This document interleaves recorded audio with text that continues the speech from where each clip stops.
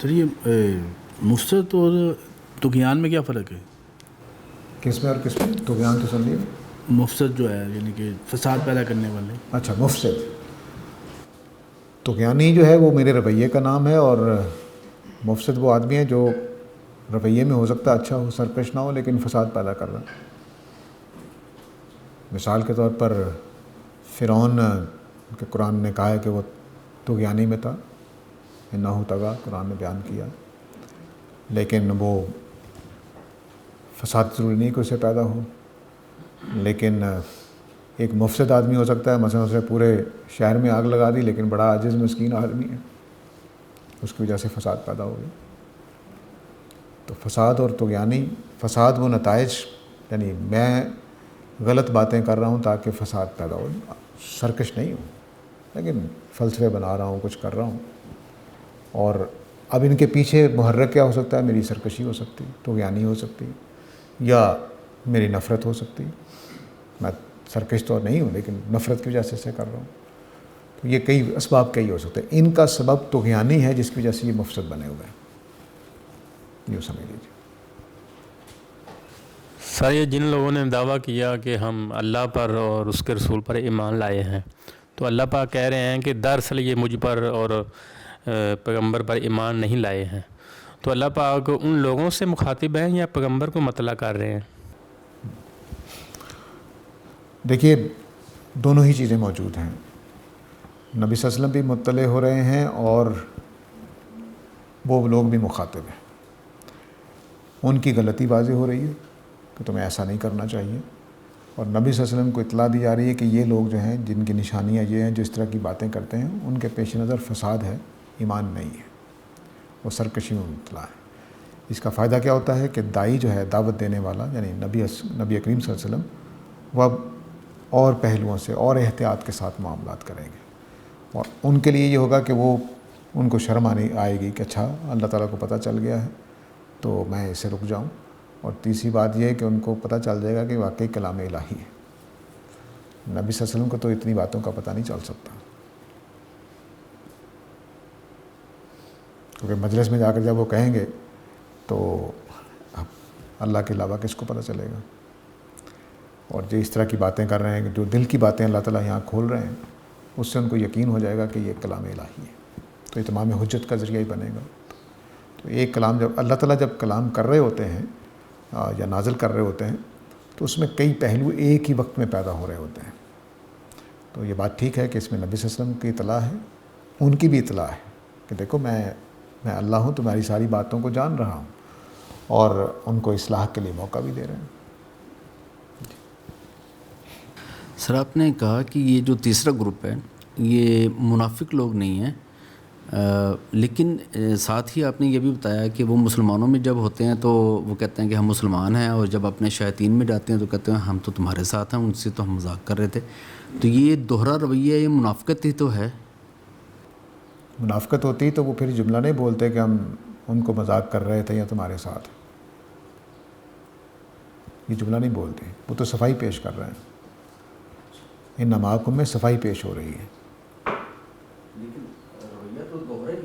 نہیں، رویہ دوہرا ہی ہے، لیکن ایک جملہ ہوتا ہے کہ میں آپ کے پاس گیا تو آپ کے ساتھی ہوں، ادھر گیا تو ادھر ساتھی ہوں.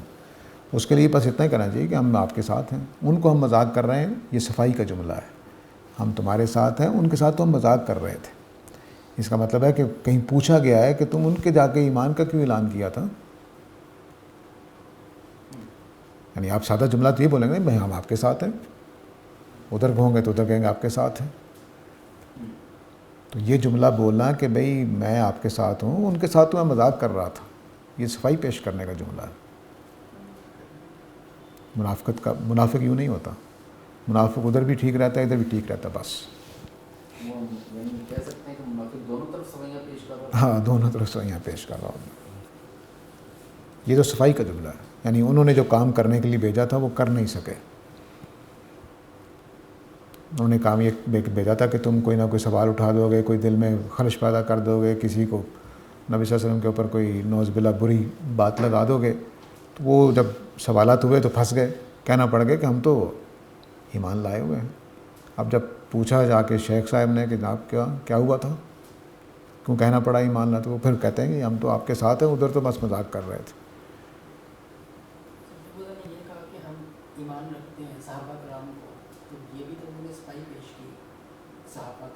نہیں، ادھر صفائی نہیں، ادھر صرف جتنا جملہ ہے کہ ہم ایمان لائے ہوئے ہیں. صفائی تب پیش کرتے کہتے ہیں کہ ان کے ساتھ ہم مذاق کر رہے ہیں، ہم آپ ان پر ایمان لائے ہوئے ہیں. یہاں یہ جملہ نہیں ہے، یہاں دھوکہ دے رہے ہیں، وہاں صفائی پیش کر رہے ہیں. دونوں جملے برابر نہیں ہیں.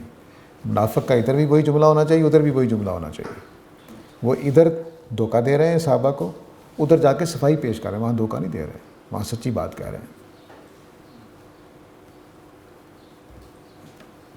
سر قرآن کے اندر کئی جگہوں پہ جب خدا اپنا مقدمہ پیش کر رہا ہوتا ہے توحید کے اوپر، رسالت کے اوپر یا آخرت کے اوپر، تو کئی جگہوں پہ واضح کر رہا ہوتا ہے کہ آپ تدبر کرو، غور و فکر کرو. تو لیکن اس کے برعکس جب یہ سورہ شروع ہو رہی ہے تو یہاں پہ کہا گیا کہ جو لوگ یقین رکھتے ہیں بن دیکھے. اس سے تاثر یہ ملتا ہے کہ بغیر سوچے سمجھے اور مطلب اسی طرح بغیر غور و فکر کیے ہی آپ جو بات کہی جا رہی ہے اس کے اوپر ایمان لیں. تو یہ اس کو ذرا تھوڑا واضح کرتے ہیں. دیکھیے اصل میں جو مخاطب کے لحاظ سے بات ہو رہی ہے، مثلا میں نے جملہ بولا کہ آپ لوگ فرض کر لیجیے طالب علم ہے اور میں ٹیچر ہوں، تو میں نے کہا کہ بھئی وہ لوگ پاس ہوں گے جو راتوں کو جاگتے ہوئے پڑھ رہے ہیں، نیند کم سو رہے ہیں، ماں باپ کی بات بھی مان رہے ہیں اور پوری محنت کر رہے ہیں، وہ پاس ہوں گے.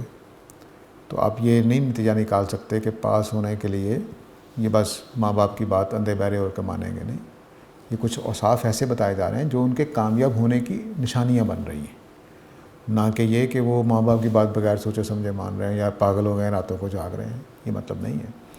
تو اصل میں ایک گروپ ہے جس سے مخاطب ہو رہے ہیں، اور بتایا جا رہا ہے کہ جو لوگ نیک ہیں وہی نیکی اختیار کریں گے. جن کے اندر وہ تکبر ہے یا جن کے اندر فساد پیدا کرنے کی جذبہ ہے وہ ایمان نہیں لائیں گے. 3 گروپوں کو اکٹھا رکھ کر دیکھیں. فسادیوں کا الٹ ہے یہ پہلا گروپ، اور وہ ان کا الٹ ہے جو کہہ دیا کہ اب ایمان نہیں لائیں گے. ان دونوں کا الٹ ہے یہ گروپ. یہ کیا کر رہا ہے؟ غلطی ہو تو بات مان رہا ہے. متقین میں یہ لفظ بات واضح کی گئی تھی. کہیں بات سمجھ میں آ جائے تو اپنی بات تبدیل کر لیتا ہے. جبکہ یہ لوگ جو ہیں یہ اس کے لیے تیار نہیں ہیں کیونکہ یہ فساد مچانے والے ہیں. تو متقین الٹ ہے فاسقین کا اور الٹ ہے مفسدین کا. وہاں یہ زیر بحث نہیں ہے کہ سوچ سمجھ کے ماننا ہے کہ نہیں ماننا ہے. تو محنت کرنے والا پاس ہوگا، اس طرح کی بات ہے. اب وہ محنت کرنے والا سے یہ نہیں کہیے کہ بھئی بالکل بیل کی طرح کا آدمی ہے. نہیں، وہ اس نے کسی اور وجہ سے محنت کا شعور پیدا کیا ہے، وہ یہاں زیر بحث نہیں تھا. تو اہل کتاب اور صحابہ دونوں ہی ان حقیقتوں کو جانتے تو جہاں 4-5 بیان کی گئی ہیں کہ وہ غیب پر ایمان لاتے ہیں، تو ان حقیقتوں کو ماننے والے ہی کتاب الہی سے فائدہ اٹھائیں گے. بس اتنی بات کہی گئی. جو باقی ہے سوچ سمجھ کے ماننا وہ زیر بحث آیا آگے چل کر. بلکہ جیسے یہاں پر میں بتا رہا ہوں کہ اللہ تعالیٰ نے ان کو بھی موقع دیا ہے جو جھوٹ بول کر بات چلا رہے ہیں. ان کو بھی موقع دیا کہ میں چاہتا تو ان کی آنکھیں بند کر دیتا، لیکن میں نہیں. ان کو اب یہ چونکہ بات کرنے پہ آ گئے ہیں تو بات چلتی رہے گی. ان کے ساتھ بحث بھی ہوگی، نقطے بھی ہوں گے. تو قرآن مجید اگر ویسا ہوتا تو کسی سوال کا جواب نہ دیتا، بس کہتا مانو. اتنی موٹی کتاب ہی نہ ہوتی. 4-5 قرآن کی باتیں ہیں، ان کو دلائل کے طور پہ سمجھا کے اتنی موٹی کتاب بن گئی. تو اگر بنوانا ہوتا تو بس ایک پرچہ نازل ہو جاتا، لکھا ہوتا اللہ کو مانو، اللہ ایک ہے، نبی صلی اللہ علیہ وسلم کو مانو، وہ اللہ کے رسول ہیں، پرانے انبیاء کو بھی مان لو. تو میرا خیال ہے 1 صفحے میں 2 صفحے میں پوری بات منتقل ہو سکتی تھی. یہ سوالوں کے جواب دیتے ہوئے سمجھانے کا عمل چل رہا ہے نا کہ تمہیں ہدایت کیوں نہیں ملے گی؟ کیونکہ تم فساد کا راستہ اختیار کر رہے ہو، تم طغیانی کا راستہ اختیار کر رہے ہو، سرکشی کا راستہ اختیار کر رہے ہو. اس طرح باتیں سمجھ نہیں آئے گی. تو یہ اس لیے اس طرح سے. فیصل نوید صاحب کا سوال ہے جی، کیا وارث کے حق میں وصیت قابل قبول ہے؟ دیکھیے یہ اجتہادی مسئلہ ہے. میرے استاد کی رائے یہ ہے کہ اگر کوئی وجہ موجود ہو تو وارث کے حق میں وصیت کی جا سکتی ہے. دوسرا سوال ہے، اگر کسی کے قول و فعل میں تضاد دیکھے تو کیا ایسے شخص کو ہم منافق کہہ سکتے ہیں؟ منافق صرف رسولوں کے زمانے میں ہوتے ہیں، یہ واضح رہنا چاہیے. ہمارے زمانے میں منافق نہیں ہوتے. ہمارے زمانے میں کمزور مومن ہوتے ہیں، اچھے مومن ہوتے ہیں بس، یا کافر ہوتے ہیں، غیر مسلم ہوتے ہیں. لیکن یہ کہ مثلا ایک میں نے مذہبی رہنما کے بارے میں سنا کہ انہوں نے اپنی مجلس شورا میں تقریر کی کہ جو میری بات نہیں مانیں گے وہ منافق سمجھے جائیں گے اور کل قیامت والے دن عذاب بھگتیں گے. یہ کیسے ہو سکتا ہے؟ میں آپ جیسا ہوں، آپ میرے جیسے ہیں، میرے آپ کی بات سے اختلاف ہو سکتا ہے، آپ کو میری بات سے اختلاف ہو سکتا ہے. یہ منافق نہیں ہوتا. منافق صرف رسولوں کے مقابلے میں ہوتے ہیں. آج ہم کمزور ہیں. نبی صاحب نے جو بتایا کہ منافق کی نشانی ہے کہ وہ اپنے زمانے کے لیے بتائی ہیں، آج وہ ہو جائیں گی کمزور مومن کی نشانیاں کیا ہیں بس.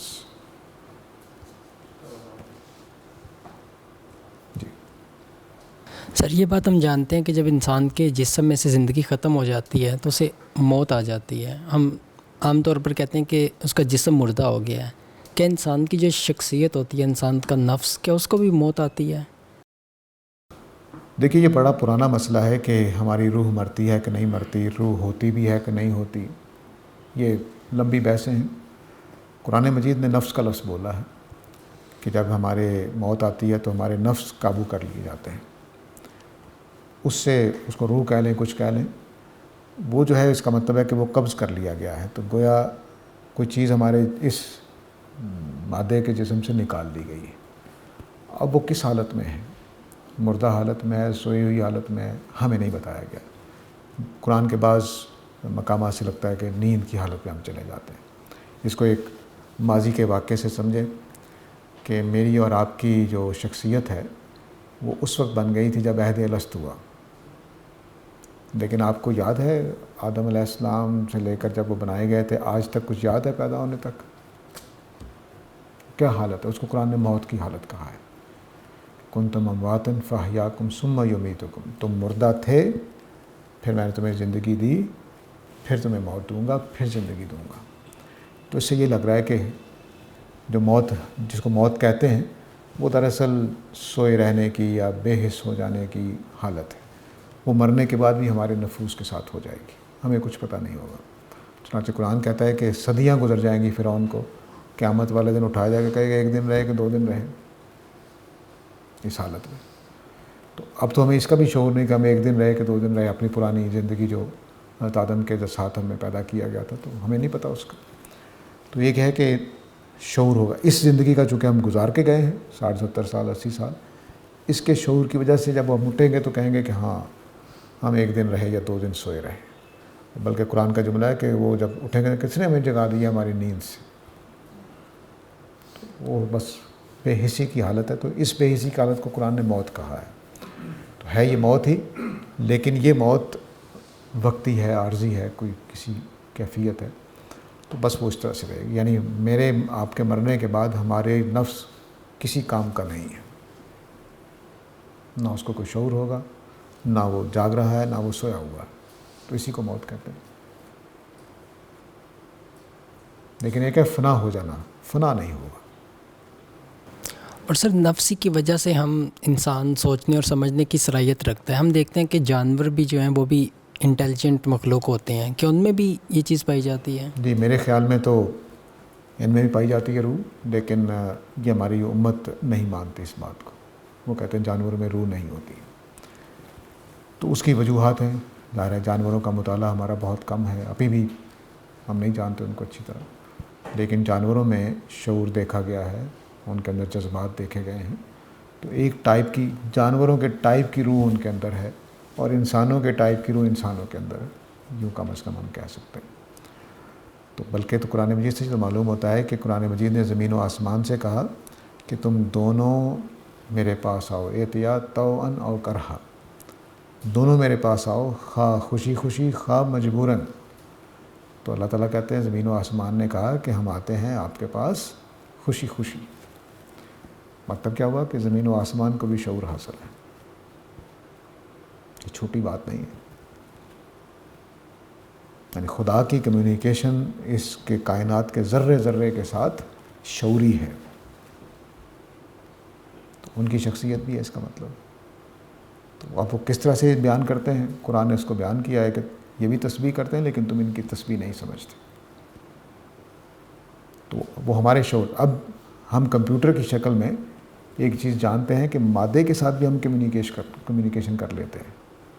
اس کو کمانڈ دیتے ہیں، جواب دیتا ہے، وہ ہمارے مطابق کام کر لیتا ہے. بعض اس کو یہ کہہ دیں تو وہ یہ کر لے گا. روبوٹ میں ہم نے کتنا کچھ کر لیا. تو ہم اس مادے کے ساتھ کمیونیکیشن کے قابل ہو گئے ہیں ایک لمٹ تک. تو اب کمپیوٹر کیا صاحب شعور ہستی ہے کہ نہیں ہے؟ آپ نے اس کو نام دے دیا آرٹیفیشل انٹیلیجنس، دے دیا نام. تو بس ان کے اندر بھی انٹیلیجنس ہے، ان چیزوں کے اندر بھی، جس پر میں اور آپ بیٹھ کے کام کر رہے ہیں، باتیں کر رہے ہیں، لیکن ان کے اور ٹائپ کی ہے. تو ہمارا شعوری انٹیلیجنس ہے، ان کی کچھ اور طرح کی ہوگی. بس یہی کہہ سکتے ہیں. سر یہ جو آیت ہے کہ ہر چیز کا فنا ہونا ہے، اس کا پھر کیا مطلب ہے؟ ہر چیز کو فنا ہونا ہے. ہاں، وہ فانی کا اس کائنات کی حقیقت یہ ہے. اس کے بعد جو نئی کائنات ہے اس میں ضروری نہیں ہے ایسا. مرنا اور فنا ہونا الگ الگ چیزیں ہیں. تو اس کائنات، اس زمین کے اوپر اس حالت میں میں اور آپ جس حالت میں ہیں یہ فنا ہو جائیں گے. وہاں اٹھیں گے تو کسی اور حالت میں ہوں گے. یہ والا ساجد حمید فنا ہو چکا ہوگا. نیا ساجد حمید پیدا ہوگا جو عبدالآباد تک رہ سکے. دوزخ کی اگر اللہ تعالیٰ مجھے بچا کے رکھے سزا سہنی ہے تو وہ سہ سکے. یہ جسم تو ہندو جلاتے ہیں نا، آدھے پونے گھنٹے میں ختم ہو جاتا ہے. تو وہ دوزخ میں حدیثوں میں آتا ہے کہ 70 سال تک کھال نہیں گلے گی. تو یہ فنا ہو جائے. یہ جو جہاں جو کچھ ہے یہ فنا ہو جائے گا، اس میں کوئی شبہ نہیں.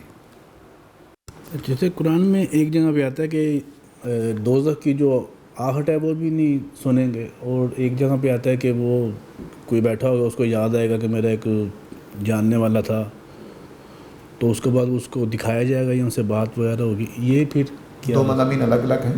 ایک یہ کہ مومن دوزخ کی آہٹ بھی نہیں سنیں گے، اس کا مطلب ہے ان کو ہوا بھی نہیں لگے گی، دوزخ کے قریب بھی نہیں لے جائے جائیں گے سزا کے طور پر. جیسے میں کہوں گی آپ کو تو لاہور کی ہوا بھی نہیں لگی، تو اس کا مطلب یہ نہیں ہے کہ آپ کبھی لاہور نہیں آئے. ٹھیک ہے، ہوا نہ لگنے کہ لاہور نے اپنے اثرات آپ پر نہیں ڈالے. تو دوزخ سزا ہے، تو سزا کے طور پر ان کو ان کی آہٹ بھی سنائی نہیں دے گی. لیکن ویسے وہ دوزخ کو دیکھنا چاہیں گے تو دیکھ سکیں گے، اس کو مسئلہ نہیں. دوزخیوں سے بات کرنا چاہیں کر سکیں گے. تو دونوں محاوروں کا مطلب الگ الگ ہے. آپ کو لاہور کی ہوا نہیں لگی لیکن آپ لاہور میں کئی دفعہ آئے ہیں، کئی سالوں سے رہ رہے ہیں، تو اس کا کوئی انکار نہیں. قرآن میں جو منظر کشی کی گئی ہے وہ فنا ہونے کی ہے، جیسا کہ پہاڑوں کا ریزہ ریزہ ہونا. یہ بالکل ایسا ہی ہے. یہ دنیا جو ہے جس میں ہم رہ رہے ہیں یہ فنا ہو کر نئی دنیا میں بنے گی. اس میں پھر 6 دن لگ سکتے ہیں، اربوں سال لگ سکتے ہیں. وہ اللہ تعالیٰ کی منشا کے اوپر ہے، اور ہو سکتا ہے کہ ایک لمحے میں بن جائے. تو یہ کائنات نئے کائنات میں یہ کائنات بنی ہے آزمائش کے اصول پر. یہاں بیماریاں ہیں، یہاں مصیبتیں ہیں، یہاں فنا ہے ہر چیز کو. درخت ہیں تو وہ بھی مر جاتے ہیں، جانور ہیں تو وہ بھی مر جاتے ہیں. وہ دنیا دوام کی دنیا ہے، اس کے یہ قوانین نہیں ہوں گے. وہاں کی فزکس تبدیل ہو جائے گی، وہاں کے بایولوجی تبدیل ہو جائے گی. سادہ لفظوں میں یوں کہہ لیجیے. یہاں گریوٹی کا فزیکل لا مثلاً ہے، وہاں پتہ نہیں کون سا ہوگا. یہاں اجل مسمى ہے، ہر چیز کی ایک مدت مقرر ہے، وہاں ایسا نہیں ہوگا. یہ جو چیزیں ہیں یہ تبدیل ہو جائیں گی. ساری کائنات ہی نئی کائنات میں. تو یہ کائنات فنا ہو جائے گی. فنا ہونے کے بعد نئی کائنات نئے قوانین کے ساتھ، نئے اصولوں کے ساتھ ہمیشہ رہنے کے لیے بنائی جائے گی. یہ تو ہمیشہ رہنے کے لیے نہیں ہے. یہاں تو بہت ساری نعمتیں جو ہوتی ہیں، ادھر ہمیں چیز ملتی ہے، ادھر اس کی پلیئر ختم ہو جاتا ہے.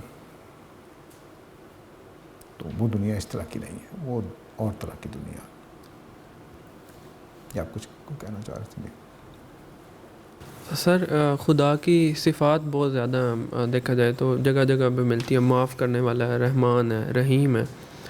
لیکن دوسری سائڈ پہ اگر دیکھا جائے تو وہ کہتا ہے کہ شرک کو لظلم العظیم کہہ رہا ہے کہ اس کی کوئی معافی نہیں ہے.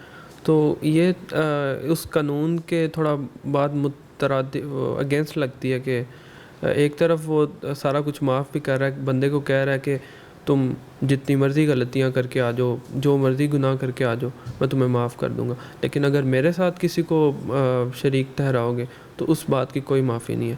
یہ تھوڑا اس کے اوپر روشنی ڈالتا ہے. آپ کیا کرتے ہیں؟ اسٹوڈنٹ ہوں. آپ کے والدین نے آپ کا خرچہ اٹھایا ہوگا, کھانا پینا دیتے ہوں گے. جی. آپ ان کو والدین نہ مانیں, چھوڑ کر چلے جائیں تو کیا کریں گے وہ؟ تو ایک لمٹ تک برداشت کریں گے, نکال دیں گے گھر سے. بس یہی اللہ تعالیٰ کریں. جب آپ نے اللہ تعالیٰ کے بندہ ہونے سے انکار کر دیا تو معاملہ ختم ہو گیا. والدین لیکن اس سائڈ پہ کلیم نہیں کر رہے اتنا زیادہ کچھ جتنا خدا کر رہے. ذرا بوڑھے ہونے دیں اور آپ ذرا ان کی ذمہ داریاں لے لیں تو بھی کریں. تو اصل میں یہ ہے کہ اس کو میں مثال سے سمجھایا کرتا ہوں. یہ تو نئی بات میں نے کہی, مثال دی. میں ایک جگہ پہ جاب کرتا ہوں, میں المارد میں جاب کرتا ہوں. انہوں نے مجھے ایک کمرہ دیا ہوا ہے, اے سی دیا ہوا ہے, کوئی اسٹیشنری دی ہوئی ہے, کوئی کمپیوٹر دیا ہوا ہے. میں آج ریزائن کر دوں تو ان کو کوئی ذمہ داری ہے؟ تو شرک کرنے والا خدا کو چھوڑ کر کسی اور کو خدا بناتا ہے, وہ خدا کی بندگی سے ریزائن کر دیتا ہے.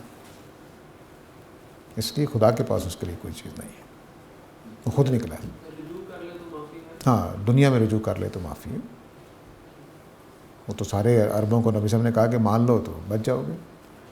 تو قریش مکہ میں کتنے ہی مشرک تھے جو توحید پر آئے اور بچ گئے. لیکن وہاں جانے کے بعد توبہ نہیں ہوگی, معافی نہیں ہوگی. ریزائن جہاں دے دیا سو دے دیا, یہاں ہی واپس لے لیں تو ٹھیک ہے.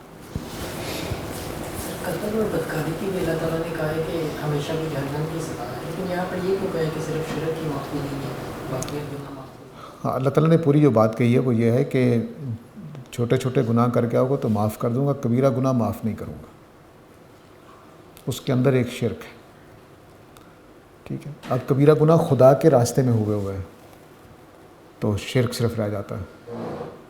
مثلا میں نے نماز نہیں پڑھی, مثلا روزہ نہیں رکھا, یا لیکن لوگوں کے ساتھ معاملہ نہیں, صرف خدا کے ساتھ معاملات میں. تو ہو سکتا ہے اللہ تعالیٰ میری نماز نہ پڑھنے کو معاف کر دیں, ہو سکتا ہے اللہ تعالیٰ میرے روزہ نہ رکھنے کو معاف کر دیں, لیکن شرک کو معاف نہیں کریں گے. یہ حقوق اللہ میں یہ لائن ہے. حقوق العباد میں تو یہ ہو سکتا ہے کہ میں نے ان کے 10 روپے جیب سے نکالے تھے, کل قیامت ان سامنے آ جائیں گے, وہ اللہ معاف نہیں کریں گے, وہ یہ بندہ معاف کرے گا. تو اللہ تعالیٰ جب کہہ رہے ہیں کہ میں شرک کو معاف نہیں کروں گا تو باقی کبیرہ گناہوں کو چھوڑ رہے ہیں جو بندوں کے معاملے میں کیے ہوئے ہیں. مثلا آپ بھی وہاں کھڑے ہوں گے, میں بھی وہاں کھڑا ہوں گا, میں نے آپ کو گالی دی ہوئی ہے دنیا کے اندر. اب آپ کو نظر آ رہا ہے کہ میرے 5 پوائنٹ بڑھ جائیں گے, جنت میں جانے کے لائق ہو جاؤں گا اگر ساجد کے گالی کا بدلہ لے لوں. تو آپ مقدمہ دائر کر دیں گے اللہ کے حضور کہ اس نے مجھے گالی دی تھی, اس کا بدلہ دیا جائے. تو اب میرے سے 5 نیکیاں لے کر آپ کو دے دی جائیں گی اس گالی کے بدلے میں. ٹھیک ہے, تو اب یہ میری وہ ایک چھوٹی سی گالی میرے 5 نمبر کم کر گئی, تو قتل 1 کروڑ گنا نیکیاں کم کر جائے گا, پھر کیا بنے گا. تو اس لیے اللہ تعالیٰ نے پوری بات جو کہی ہے وہ یہ ہے کہ میں شرک بھی معاف نہیں کروں گا اور کبیرہ گناہ بھی معاف نہیں کروں گا. اگر تم کبیرہ گناہوں سے بچ کے آ جاؤ گے تو میں تمہیں معاف کر دوں. یہ ہے بات.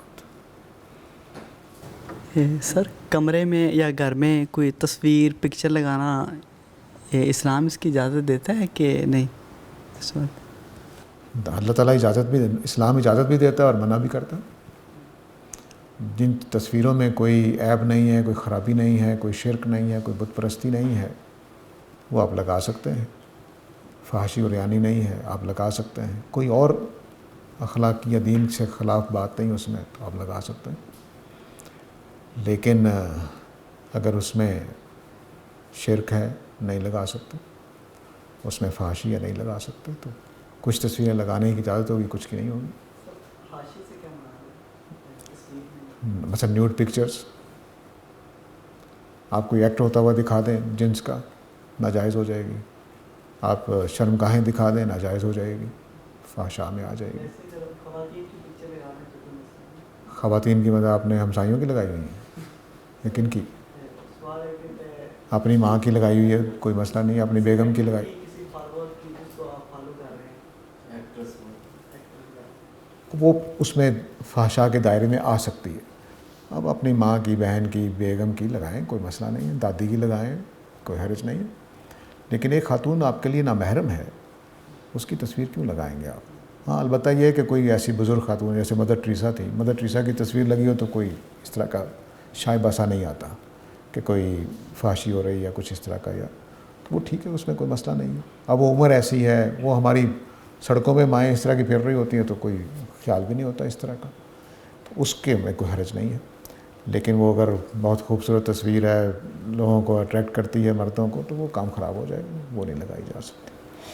سر اسی کا ایک فالو اپ کویشچن ہے کہ آپ نے بتایا کہ شرک، جس تصویر میں شرک کیا کوئی چیز ہو وہ نہیں لگا سکتے، مطلب اگر ہندو ہے یا ان کی کوئی مورت ہے، اس کی وہ پوجا کرتے ہیں، ان کے لیے ہمارے لیے وہ شرک کر رہے ہیں، لیکن میں اگر being a student of history ویسے ان کو فیسینیٹ کرتے ہوئے اپنے گھر میں یا اپنے آفس میں لگا لیتا ہوں تصویر، اور میرا اس کے پیچھے جو مطلب میرا موٹیو یہ نہیں ہے کہ میں شرک کر رہا ہوں، خدا کو ہی مان رہا ہوں، پھر وہ اصل میں اب اللہ کے نزدیک تو گناہ گار نہیں ہوں گے، لیکن شرک کی پروموٹ کرنے والے سمجھے جا سکتے ہیں، تو اس لیے بعض اوقات تہمتوں سے بچنا چاہیے، ضروری تو نہیں کہ صرف تو عند اللہ تو آپ گناہ گار نہیں ہوں کیونکہ آپ نے شرک کی وجہ سے نہیں کیا، لیکن مشرکانہ رسم کے ساتھ آپ نے ایک تعلق ظاہر کیا ہے، اس پر کوئی بحث پرس ہو سکتی ہے، ہو جائے، لیکن ٹھیک ہے، کوئی مسئلہ نہیں۔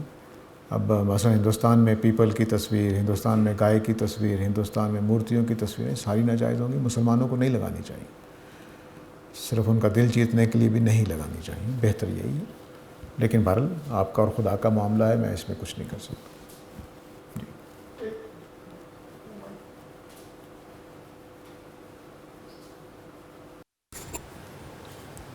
سر جیسے آپ نے کہا کہ مدر ٹریسا کی تصویر لگا سکتے ہیں یا اس طرح کی تصویریں ہوتی ہیں، تو آپ نے سمجھتے کہ جو اصول ہے وہ تھوڑا سا ڈگمگا رہا ہے یہاں پہ، کہ کسی کو مدر ٹریسا بہت خوبصورت لگتی ہو یا وہ اس کا دھیان اس طرف جا رہا ہو کسی بے حیائی کی طرف یا جیسے بھی ہے، تو کسی کے لیے وہ نارمل چیز ہو سکتی ہے۔ ہاں تو پھر ناجائز ہو جائے گی، اس کے لیے جس نے اس مقصد کی لگائی ناجائز ہو جائے گی، تو وہ مقصد وہی رہنا چاہیے، اصول سے ہٹے نہیں ہے، صرف یہ کہ ایک تصویر ایک آدمی کے لیے کوئی حقیقت نہیں رکھتی اس طرح کی جنسی پہلو سے، ایک کے لیے وہی رکھتی ہے۔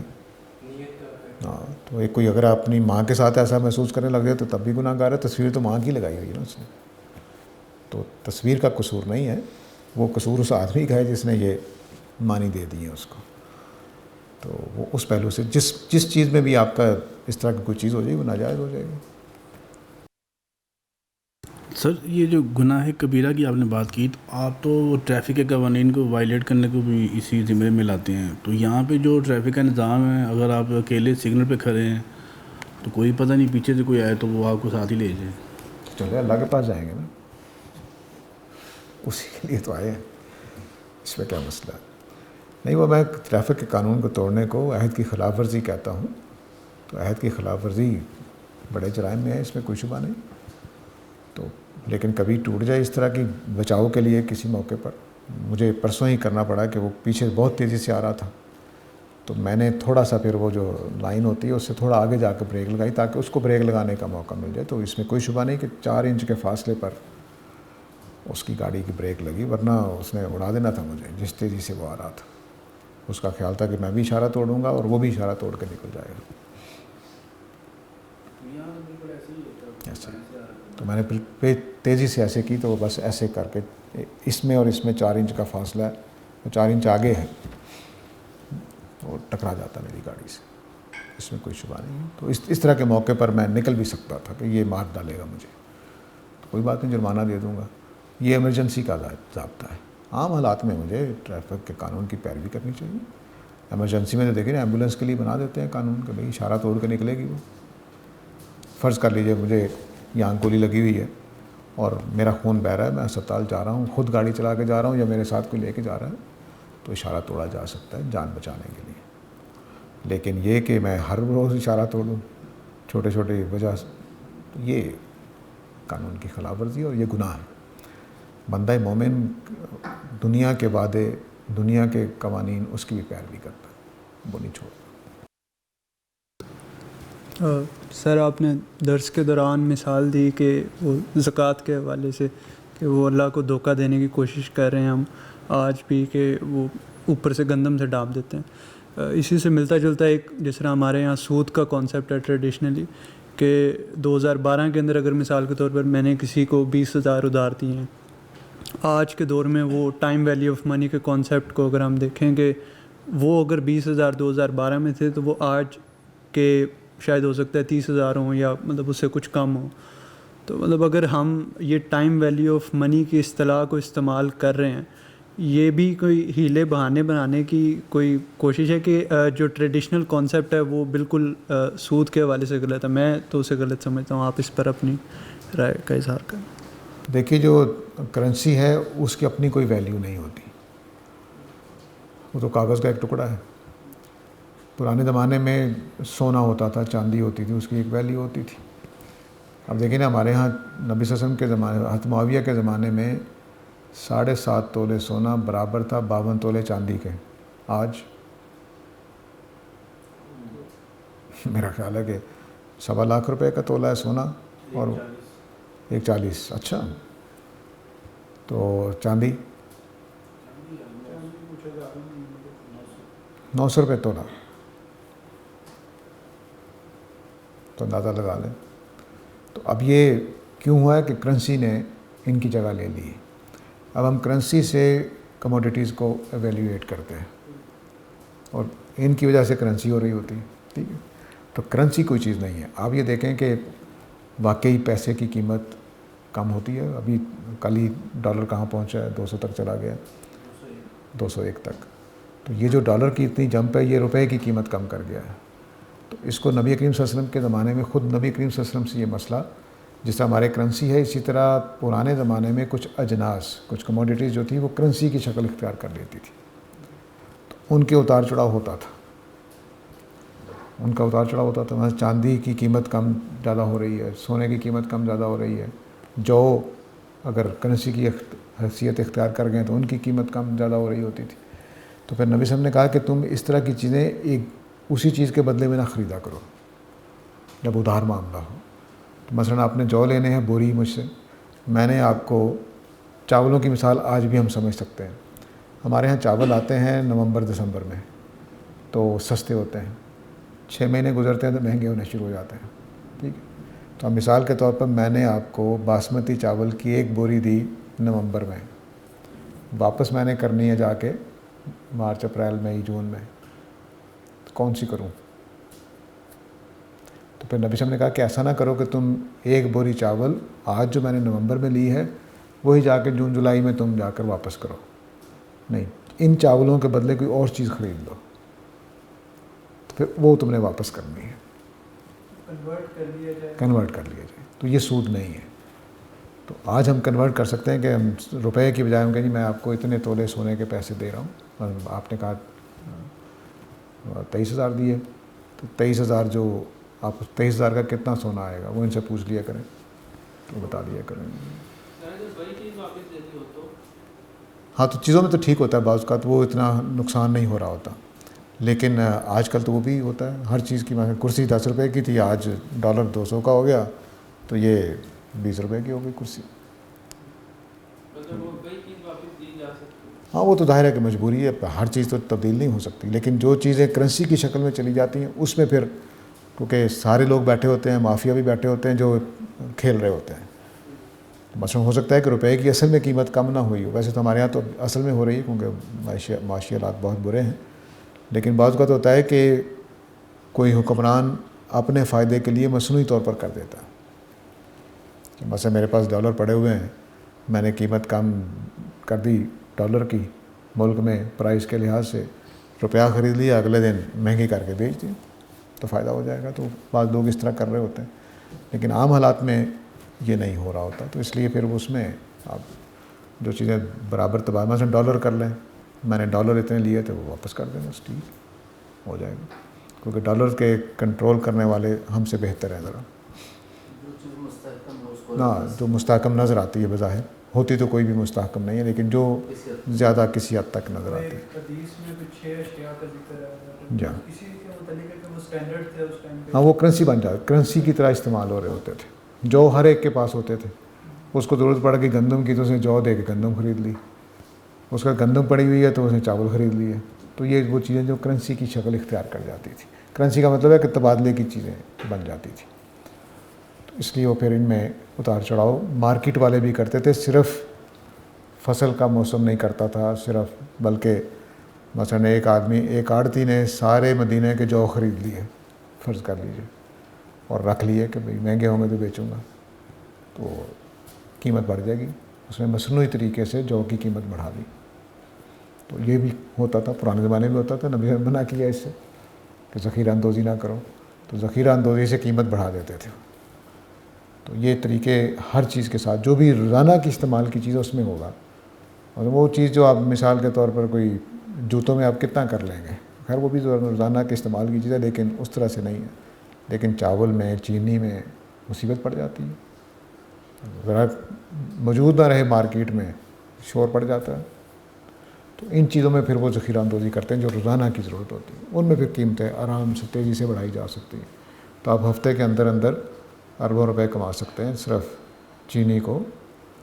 ایوب خان کے زمانے میں کہتے ہیں کہ عابد سیٹھ نے صرف ساری مارکیٹ سے چینی خرید لی. ایوب خان کا گھٹنے ٹیکنے پڑ گئے. تو یہ ہوتا ہے، بعض چیزوں کی طاقت زیادہ ہوتی ہے. سر یہ عام طور پر لوگوں کا رویہ ہے کہ وہ قرآن پاک کو ترجمے کے ساتھ نہیں پڑھتے، صرف عربی اس کی پڑھتے جاتے ہیں. اور جب ان کو تلقین کی جاتی ہے، ان کو قائل کرنے کی کوشش کی جاتی ہے کہ ترجمہ پڑھا کریں، تو پھر ان کو جواب میں وہ یہ دیتے ہیں کہ ترجمے تو ہر ایک کے مختلف ہیں. اب جس شخص نے بھی ترجمہ کر رکھا ہے اس نے اپنی سوچ کو اس میں شامل کر دیا ہے، تو پھر وہ تو ہم اس کی طرف کو نکل جائیں گے. تو یہ لاجک دے کر وہ ترجمے کی طرف نہیں آتے. تو کیسے ان کو سمجھایا جائے؟ انہیں کہیں پھر عربی سیکھیں، انہیں پھر کہیں کہ عربی سیکھیں، خود پڑھ لیں. بھائی قرآن ہدایت کے لیے نازل ہوا ہے، تبرک کے لیے نازل نہیں ہوا. تو سمجھ کر پڑھنا ہے. اگر ترجمہ نہیں پڑھنا تو خود عربی سیکھیں. لیکن یہ بات بھی تو ان کی ہے نا کہ جو جس شخص نے ترجمہ کیا ہوگا آپ 2-3 ترجمہ پڑھ لیں تاکہ پتہ چل جائے کہ اصل بات کیا ہے. تو حل اس کے موجود ہیں. کوئی بھی ترجمہ خود جب مجھے عربی آ رہی ہے، آپ کو عربی آ رہی ہے، تو خود جب پڑھیں گے تو اس میں بھی غلطی ہوگی. تو غلطی سے تو کوئی پاک نہیں ہے. تو اس کا یہ مطلب نہیں ہے کہ ہدایت پانا چھوڑ دی جائے. اب مولویوں کی باتیں سنتے ہیں نا، ریلویوں کی، دیوبندیوں کی، اہل حدیثوں کی، سب کی سنتے ہیں، تو کیا سننا چھوڑ دیں؟ نہیں، سننی پڑے گی تاکہ حق بات تک پہنچے. تو تحقیق کا عمل پھر ہونا چاہیے. تھوڑا بہت تحقیق ہدایت کے لیے ضرور کرنی چاہیے. خاص طور سے جو موٹے موٹے مسائل ہیں، شرک ہے، توحید ہے، اس طرح کی چیزوں میں تو نرمی نہیں اختیار کرنی چاہیے. قرآن مجید کے بارے میں ویسے ہی یاد رکھیے کہ میرا تجربہ اس سے ہٹ کر ہے. کسی بھی مسلک کا ترجمہ لے لیں، کسی بھی شخص کا ترجمہ لے لیں، تو 70-80% ایک ہی طرح کا ترجمہ ہے. کہیں کہیں علمی آراء کی وجہ سے فرق آتا ہے. اس سے اتنا فرق نہیں آتا کہ کوئی آدمی یہ کہہ دے گا کہ بھئی اللہ تعالیٰ دو ہے، یہ تو نہیں آ سکتا. تو اس طرح کی غلطیاں نہیں ہیں. بس وہ کہیں کہیں علمی آراء میں مسئلہ ہوتا ہے، اس وجہ سے ترجمے میں فرق آتا ہے. لیکن مجموعی مفہوم چل رہا ہوتا ہے، وہ اتنا مسئلہ نہیں ہے. تو اس لیے وہ یہ بہانہ جائز بہانہ نہیں ہے، یعنی درست بہانہ نہیں ہے کہ آپ یہ کہیں کہ بھئی ترجمے مختلف ہیں. مجموعی مفہوم ایک جیسے ہوتا ہے.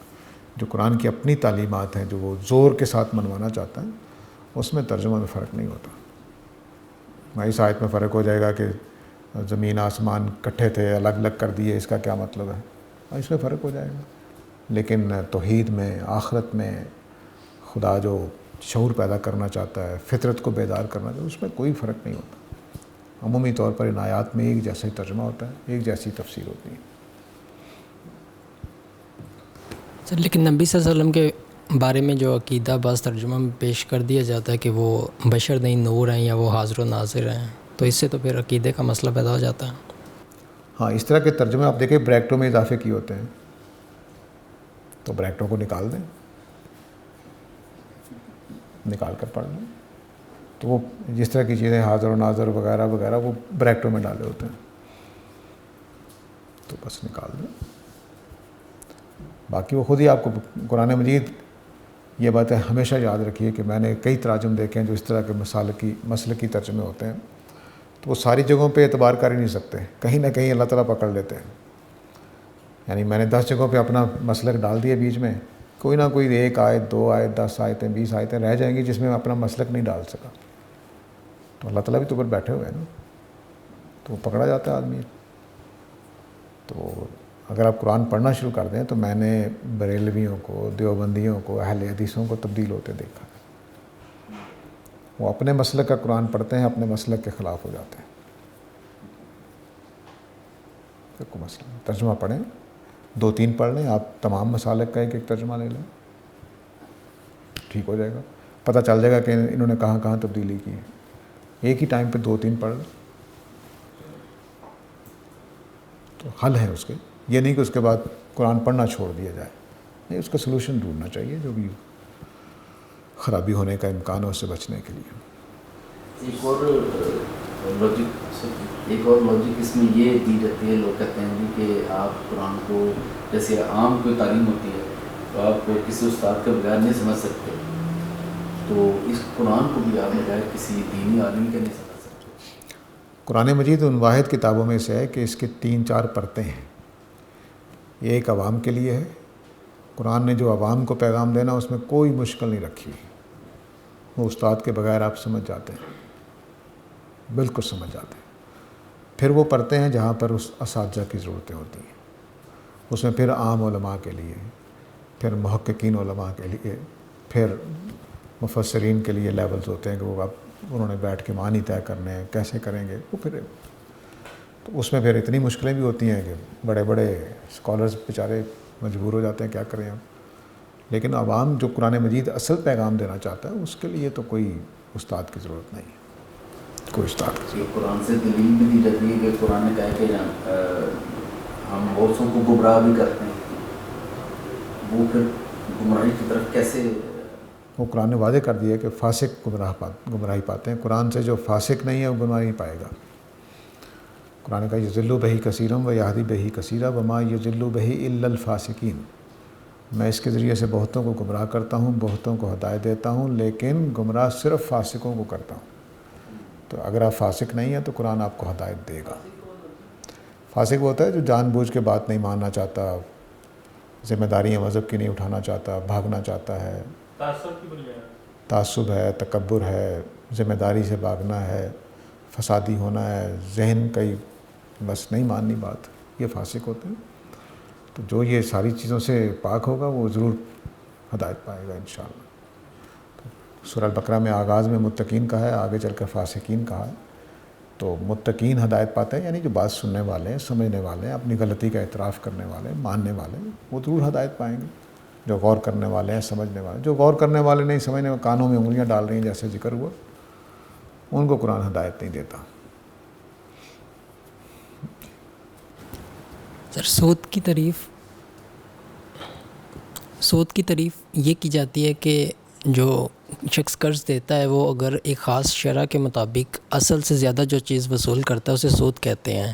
اور جس طرح مدودی صاحب نے لکھا ہے کہ اہل عرب اس لفظ کو اس معنی میں استعمال کرتے تھے. لیکن ایک روایت ہے کہ جس میں حضرت بلال نبی صلی اللہ علیہ وسلم کے پاس کچھ کھجوریں لے کے آئے اور وہ عمدہ قسم کی کھجوریں تھیں. تو نبی صلی اللہ علیہ وسلم نے پوچھا کہ یہ تم کہاں سے لائے ہو؟ تو انہوں نے کہا کہ ہمارے پاس کھجوریں تھیں جو خراب تھیں اور ہم ان کے بدلے میں 2 اچھی کھجوروں کے بدلے میں 1 خراب لے آئے ہیں. تو نبی صلی اللہ علیہ وسلم نے کہا کہ یہ سود ہے، میں تو اسے نہیں لوں گا. تو یہ کس طرح سود ہو جاتا ہے؟ کیونکہ پھر اس سے استدلال کیا جاتا ہے کہ سود وہ نہیں ہے جو اہل عرب جس کو سمجھتے تھے، بلکہ وہ چیز ہوگی جسے نبی صلی اللہ علیہ وسلم سود قرار دیتے ہیں. دیکھیے سود تو وہی ہے جس کو عرب ربا کہتے تھے. اب یہ روایتوں میں کیا ہوا ہے، میرا ایک مضمون ہے اس میں، وہ مجھے اگر یاد رہا یا آپ پوچھ لیجیے مجھ سے، میں آپ کو واٹس ایپ کر دوں گا. اس میں نے اس روایت کا جائزہ لیا ہے کہ یہ روایت کیا تھی اور کیا بن گئی ہے. سچی بات یہ ہے کہ سود کی ڈیفینیشن یہ ہے، 2 ڈیفینیشن ہیں، ایک عام چلتی ہے اور ایک میں کرتا ہوں. عام ڈیفینیشن یہ ہے کہ وقت گزرنے کے بعد ایسی چیزیں جو کنزیومیبل ہیں ان کے اوپر پیسے لیے جائیں. وقت گزرنے کے پیسے لیے جائیں ان چیزوں پر جو کنزیومیبل ہیں، اور وہ چیزیں جن کے جو کنزیومیبل نہیں ہیں ان کے اوپر جو پیسے لیا ہے وہ کرایہ ہوتا ہے، وہ جائز ہے۔ مثلا چینی جو ہے وہ کنزیومیبل چیز ہے، میں دکاندار ہوں، آپ میرے پاس آئے گی 1 کلو چینی دے دیجیے، میں 1.25 کلو کل واپس کر دوں گا۔ تو اب یہ جو چینی کنزیومیبل ہے یعنی استعمال ہونے سے ختم ہو جائے گی، تو آپ لے گئے تو لے جانے کے بعد آپ اگلے دن واپس آئیں گے 1.25 کلو چینی واپس کریں گے، ٹھیک ہے، تو یہ سود ہو جائے گا۔ لیکن آپ نے کہا جی کہ میں کیٹرنگ کا کام کرتا ہوں، آپ نے کہا یہ کرسی مجھے کرائے پر دے دیں، کل میں یہ کرسی بھی واپس کر دوں گا اور 700 روپیہ بھی دوں گا، یہ سود نہیں ہے، ٹھیک ہے۔ یہ اس کی حقیقت سمجھانے کی کوشش ہے۔ سادہ طریقے سے یوں سمجھ لیجئے کہ وہ چیزیں جن کو کرائے پر نہیں دیا جاتا، جو صرف ادھار دی جاتی ہیں، ادھار دی گئی چیزوں کے اوپر پیسہ لینا زیادہ، یہ سود ہے۔ نبی کریم صلی اللہ علیہ وسلم نے یہی بات فرمائی ہے کہ سود صرف ادھار میں ہوتا ہے۔ کبھی آپ نے کہا ہے میں چینی کرائے پر لایا ہوں، آٹا کرائے پر لایا ہوں، لیکن میز، کرسی، چیڑی، پھٹے کرائے پر جاتے ہیں، گھر بھی کرائے پر جاتے ہیں۔ تو جو چیزیں ادھار جاتی ہیں جن پر کرایہ نہیں لیا جاتا، ان کے اوپر وقت گزرنے پر کرایہ لینا سود ہے، یہ ناجائز ہے بالکل۔ قسطوں میں اب وہی جو یہ کہیں گے کہ ہم ہیلے کر لیتے ہیں، قسطوں میں ایک شکل ہیلے کی ہے، وہ یہ کہ ہم کرنسی کا کام نہ کریں، چیزوں کا کام کر لیں۔ مثلا میں نے لیپ ٹاپ خریدنا تھا، میں ایک دکاندار کے پاس گیا، جی میرے پاس پیسے نہیں ہیں، مجھے پیسے دے دیجئے، مجھے ادھار دے دیجئے۔ انہوں نے کہا نہیں تو ادھار نہ لے، تم قسطوں پہ لے لو۔ تو میں نے ادھار جو چیز لینی تھی اس کو قسطوں پہ کر دیا انہوں نے، تو یہ ہیلا ہے ایک طرح سے۔ تو حالانکہ کام کیا ہو رہا ہے؟ کرنسی کا کام ہو رہا ہے، پیسے دینے، میرے پاس پیسے نہیں تھے، میں نے لیپ ٹاپ خریدنا تھا، لے آیا جا کے ان سے، تو پیسے ہی دیے حقیقت میں انہوں نے۔ لیکن اب کیا کیا انہوں نے کہ جب تک یہ صورتحال تھی سادہ تھی، ناجائز کہتے تھے سارے، یہ سود ہے، فطری سی بات ہے کہ 10 روپے کا لیپ ٹاپ تھا، آپ نے 15 روپے مجھ سے وصول کر لیے اگلے 11 مہینوں میں۔ جو اب انہوں نے کیا کیا، اب انہوں نے کہا کہ یہ جو لیپ ٹاپ آپ لے کے جا رہے ہیں یہ کرائے پر لے جائیں، کرنسی تو کرائے پر نہیں جا سکتی، تو آپ لیپ ٹاپ لے جائیں اور کرائے پر لے جائیں۔ تو ہم آپ کو جو آپ نے مثلا 10 روپے کا لیپ ٹاپ ہے تو آپ کرائے پر لے جائیں اس کو، اس کا کرایہ 1 روپیہ مہینہ ہے۔ تو جب تک یہ آپ کے پاس رہے گا، ہماری ملکیت ہوگی، تو آپ اس کا 1 مہینہ ہر مہینے 1 روپیہ کرایہ دیتے رہیں گے۔ ساتھ ساتھ آپ نے قسطیں ادا کر دینی ہیں اگلے 10 مہینے۔ 10 روپے کا ہے تو آپ نے ہر مہینے 2 روپے دینے ہیں ہمیں، تو 10 مہینوں میں آپ کی قسطیں بھی ادا ہو جائیں گی اور آپ کا کرایہ بھی ہوتا۔ اب اس میں سوال کیا گیا کہ آج یہ 10 روپے کا میں نے بیچا تھا، تو جب میں نے 1 روپے آپ کو پہلے مہینے واپس کر دیا تو اب تو 9 روپے کے مالک ہیں آپ، پورے لیپ ٹاپ کے مالک نہیں ہیں۔ تو انہوں نے کہا اچھا پھر 10 پیسے کم کر دو، تو اب تم نے پہلی قسط دینی ہے 2 روپے، اگلی قسط 10 روپے دینے ہیں قیمت میں سے اور 90 پیسے دینے ہیں کرائے میں سے، ٹھیک ہے، کیونکہ اب میں اس کے 9 روپے کا مالک ہوں جو قسطوں پہ دینے والا ہے۔ اگلے مہینے آپ آئے، آپ نے مجھے پھر 1 روپیہ اس کی قیمت میں سے دے دیا، 90 پیسے اس کے کرائے کے دے دیے، اب میں کتنے کا مالک رہ گیا؟ 2 روپے آپ نے ادا کر دیے اس کے، میں 8 روپے کا مالک رہ گیا۔ 8 روپے میں 80 پیسے آپ نے کرایہ دینا ہے اس کا، اور 1 روپے آپ نے اس کی قیمت واپس کرنی ہے۔ تو اس طرح سے قسطیں کم ہوتی چلی جاتی ہیں۔ نہیں، وہ آپ کو سارا جو پلان بناتے ہیں اس طرح بناتے ہیں نا، پہلی قسط اتنی ہے، دوسری قسط اتنی ہے، تیسری قسط میں کچھ کمی آتی جاتی ہے 1% کے ساتھ۔ تو حقیقت اس کی یہ ہے۔ اب یہ ایک ہیلا کہہ لیجئے کہ انہوں نے کیا کیا کہ کرایہ تو جائز تھا نا، اور یوزیبل چیز ہے لیپ ٹاپ، تو اس کا کرایہ لے لیا انہوں نے۔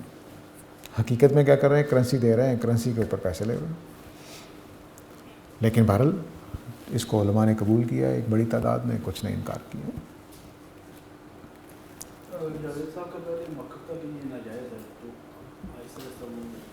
نہیں ان کا جو موقف ہے وہ یہ ہے, ہاں میں سمجھ رہا ہوں, ان کا موقف جو تازہ موقف ہے وہ یہ ہے, وہ قسطوں کے کاروبار پر نہیں ہے. وہ کہتے ہیں کہ قرض کو اور انویسٹمنٹ کو الگ الگ سمجھنا چاہیے. مثلا آپ میرے پاس آئے یا میں آپ کے پاس گیا جی کہ میں نے اپنی بیٹی کی شادی کرنی ہے, مجھے 1,00,000 روپے قرض دے دیں. آپ نے کہا میں دے تو دوں گا لیکن 1,10,000 واپس کرنا پڑے گا تمہیں. یہ اب قرض کے اوپر آپ سود لے رہے ہیں. ایک صورت یہ ہے کہ میں آپ کے پاس گیا جی آپ ماشاءاللہ کاروبار کر رہے ہیں تو میرا یہ 1,00,000 روپے اپنے کاروبار میں لگا لیجیے, یہ قرض نہیں ہے. تو کہتے ہیں دونوں میں فرق کریں. انویسٹمنٹ کو بھی قرض کہنا شروع کر دیا ہمارے ہاں لوگوں نے. تو قرض کے اوپر پیسے لینا ناجائز ہے, انویسٹمنٹ کے اوپر تو پرافٹ لیتے ہیں لوگ, ہمیشہ سے لیتے آ رہے ہیں. تو انویسٹمنٹ کو اور قرض کو ہمارے علماء نے کیا کام کیا پچھلے 100 سالوں کے اندر کہ ہر منی جو دوسرے کو دی جاتی ہے پیسے اس کو قرض قرار دے دیا. یہ غلط ہوا ہے, گاندھی صاحب یہ کہتے ہیں. سر جیسے آپ کہہ رہے ہیں کہ مطلب سود سے متعلق اسلام میں بہت زیادہ تنقید بھی اور اس کے خلاف بھی بہت زیادہ وعید بھی ہے. تو جیسے ہمارا ملک پاکستان ہے, یہ سارا انٹرسٹ بیس اس کے اوپر لونز لیتا ہے IMF اور دوسرے بین الاقوامی اداروں سے. تو ہمارے جو آگے جنریشن ہے وہ بھی بہت سارے مطلب لاکھوں میں مقروض ہے ابھی بھی. ہم خود بھی مقروض ہیں اور ہمارے جو بچے ابھی جو ہوئے بھی نہیں وہ بھی مقروض ہوں. تو اس سب سے مطلب اس ساری صورتحال میں کیا مطلب ہم بھی ذمہ دار ہیں؟ مطلب ہمارا ملک اگر ہم اس طرح انٹرسٹ بیس سود نہ لیں, انٹرسٹ بیس قرضے لون نہ لیں تو ہمارا ملک تو بینکرپٹ ہو جائے گا, چلے گا ہی نہیں. ابھی بھی سری لنکا میں جو کچھ ہوا اس کے بعد پاکستان میں بھی کچھ اسی طرح کے حالات بن رہے ہیں. تو اس ساری صورتحال میں مطلب کس طرح آپ دیکھتے ہیں ساری چیز کو کہ انٹرسٹ بیس لونز لینا اور یہ سارا؟ میرے بس میں ہو تو میں یہ آئین کے اندر قانون بنا دوں کہ جو حکمران سود پر قرض لیں گے ان کو سزائے موت دی جائے. کسی غریب ملک کے لیے یہ بہت ہی خطرناک چیز ہے. صرف ملک کے لیے نہیں, افراد بھی ایسے ہوتے. مہاجنی سود پورے گاؤں بک جاتے تھے بیچارے, نسلوں کی نسلیں تباہ ہو جاتی تھی. تو سود کے اندر جو یہ معاملہ ہے کہ وہ بڑھتا بھی چلا جاتا ہے اور وہ بڑی تکلیف دہ بات ہے. تو اس طرح کے جو بھی معاہدے کرتے ہیں ہمارے حکمران کرتے رہے ہیں, میرا دل یہی چاہتا ہے کہ ان کی سزائے موت ہونی چاہیے. لیکن اب کیا کرنا ہے یہ ایک اگلا مسئلہ ہے. اس وقت جو بھی آئے گا, جیسے آپ نے ایک تجربہ کر کے دیکھ لیا پچھلے 4 سال میں, جو بھی آ جائے گا, طاقتور آئے, کمزور آئے, سمجھدار آئے, نہ سمجھ میں آئے, اس کو اب 2 میں سے ایک راستہ اختیار کر سکتا ہے کہ یا تو قرض لینے کے لیے کچھ جدوجہد کرے اور یا چلاتا رہے, اسی طرح گھسیٹتا رہے. دوسرا یہ ہے کہ اپنے آپ کو ڈیفالٹر ثابت کر کے دنیا کی نظروں میں گر جائے. دونوں راستے, ان کے علاوہ کوئی راستہ نہیں. البتہ یہ کہ کوئی پلاننگ ایسی کی جا سکتی ہے کہ ہم قرض ادا کر سکیں, وہ میں سمجھتا ہوں کی جا سکتی ہے, لیکن اس کے لیے کوئی سوچنے کو تیار نہیں. ٹائم بھی نہیں ہے فی الحال, تو ایمرجنسی نافذ ہے پاکستان پہ ہونی چاہیے, لیکن اگر ٹائم ہو بھی تو کوئی سنجیدہ نہیں ہے.